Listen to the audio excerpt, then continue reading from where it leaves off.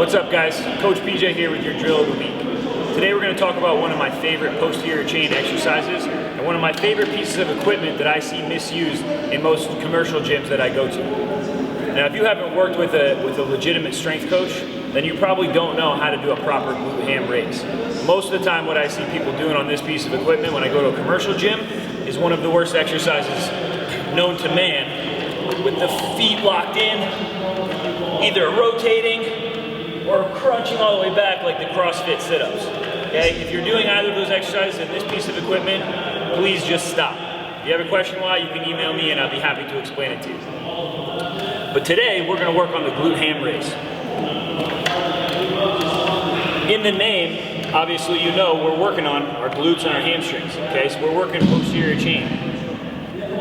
When I get set up in here in the glute ham machine, I'm gonna have my knees on the pad, my feet against the platforms, and my toes pointed straight down. Now I'm gonna start up nice and tall. I'm gonna keep my hips forward, and I'm gonna maintain this position the whole time. I'm gonna push my feet against the platform as I go down, and I like to go nice and slow and controlled on the downward movement. So you can put your hands across your chest or behind your back, and as I go down, I'm gonna push my feet into the platform, and my knees are gonna straighten out. So notice my legs are now completely straight, and my body is straight out. I should have my head looking down at the ground. From here, I'm gonna pull with my heels up against these pads, and I'm gonna do a leg curl as I pull my body back up. So notice I kept my hips forward the whole time. One common mistake on this exercise is as people go down, they bend at the hips. Now this just becomes a low back exercise.